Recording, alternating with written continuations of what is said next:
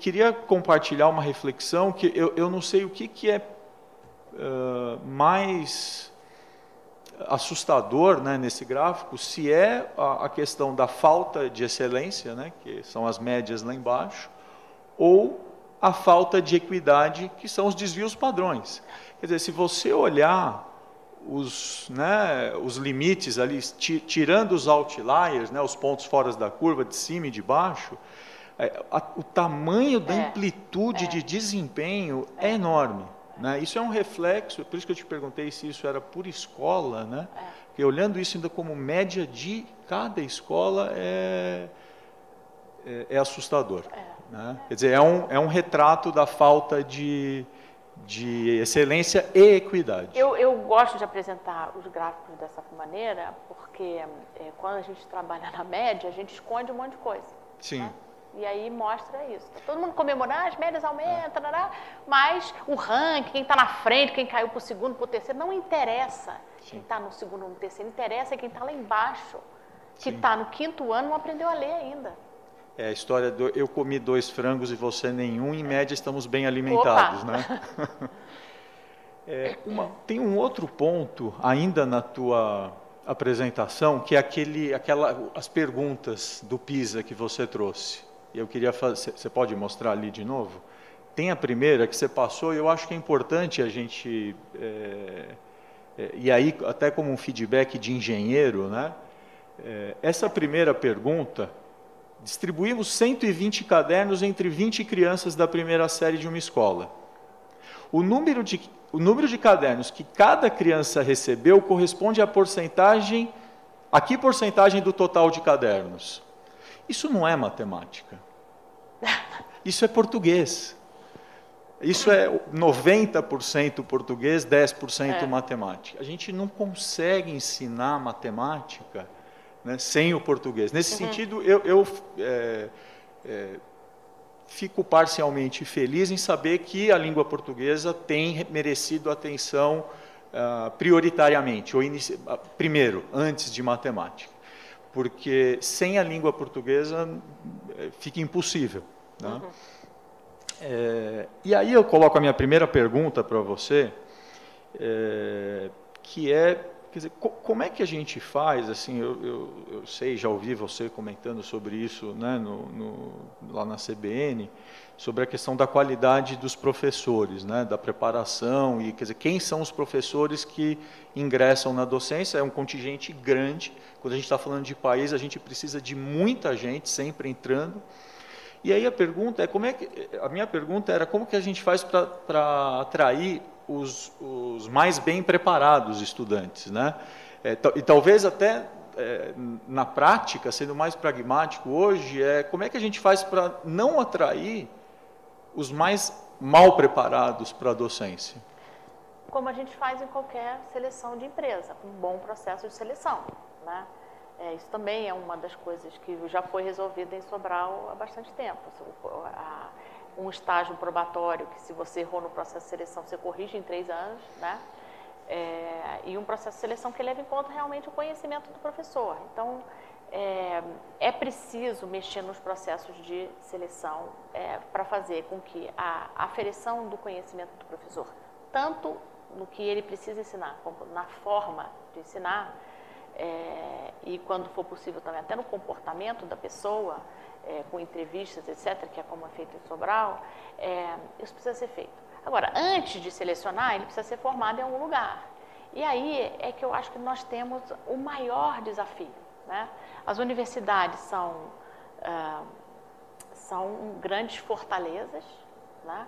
E fazem o que querem. As privadas responderão melhor a uma pressão do governo, porque tem fiéis, porque tem uma série de mecanismos pecuniários que o governo federal pode usar para pressionar as universidades privadas. Eu começaria por aí. Se quiser dinheiro para projeto, para fiéis, tem que ensinar isso aqui. Tem que haver... Todo o país envolvido botou pressão em cima das universidades. A universidade tem que estar a serviço dos interesses do país. Se não estiver, nós temos um problema sério. E nós sabemos que nós temos um problema sério. Tá? Então, eu acho que a formação docente é uma grande frente de batalha que precisa ser enfrentada com um gasto enorme de capital político, enorme, mas tem que ser enfrentado.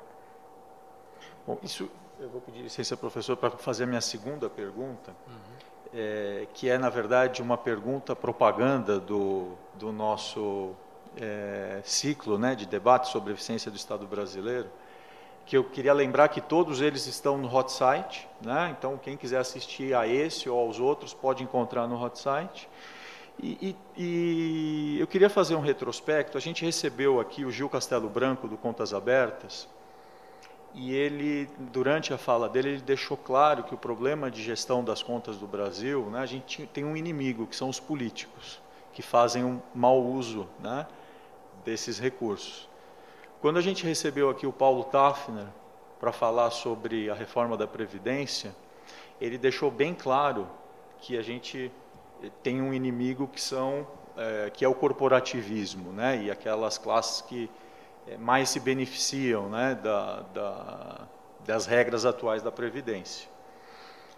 Quando a gente recebeu aqui o professor Sérgio Moraes falando sobre a dívida pública, ele indicou como inimigo os rentistas e os bancos, né, para a dívida pública brasileira.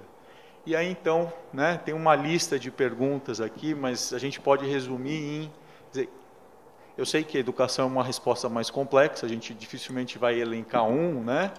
Mas assim, quem são os inimigos da educação? Quer dizer, quais são as restrições no Brasil que impedem que a gente consiga fazer o que Sobral está fazendo no Ceará? Eu acho que, infelizmente, a gente precisa fazer um meia-culpa e reconhecer que a culpa é da sociedade brasileira.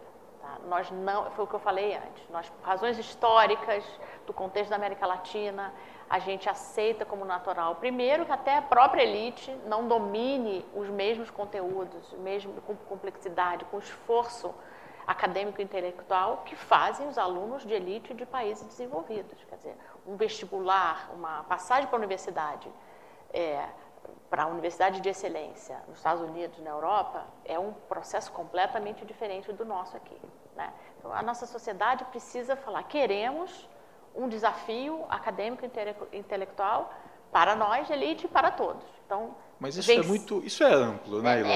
Aí quer dizer, vamos então, mas trazer... por causa disso, porque a sociedade não está atrás desse desafio acadêmico, o custo político para se implementar essas mudanças fica todo no político. Então, o político pode ser o inimigo, mas ele pode ser o amigo, né? Porque se toda a sociedade brasileira deixasse um recado claro, queremos um padrão de ensino igual dos países desenvolvidos, que foi o que foi para a rua quando teve as manifestações de 2013, pedia-se uma educação padrão FIFA, só que ninguém sabe o que é. Por isso que eu digo que a militância agora é pelo padrão de ensino rigoroso, né? Então, se todo mundo pedir isso, o custo político de oferecer isso cai. Eu não sei como que se muda uma mentalidade para toda uma sociedade, que as pessoas passem a amar o desafio pedagógico. O que nós vemos, eu vejo muito isso no que circula de informação, o que é mais querido, o que tem mais aceitação é o fofinho, é o abraçar a árvore, é o deixa a matemática de lado, deixa o Machado de Assis de lado, deixa o que é duro de se aprender, que depende de um esforço cerebral, de lado. Isso ainda tem um custo, não digo político partidário, tem um custo no dia a dia. Os pais e as mães das escolas de elite, e isso acaba reverberando para as escolas públicas também, qual é o pai que vai cobrar mais matemática de escola? A gente precisa refletir. A gente cobra quadra de esporte, a gente cobra iPad para todo mundo, a gente cobra, sei lá, viagem, sei lá o quê. Não estamos cobrando mais matemática, mais língua portuguesa. Claro, porque isso, não desfazendo das outras disciplinas, porque essas são as chaves para compreender as outras disciplinas. Então, por isso que eu digo que a culpa é nossa. Porque como pais, nós não estamos indo atrás da escola para cobrar mais aprendizado.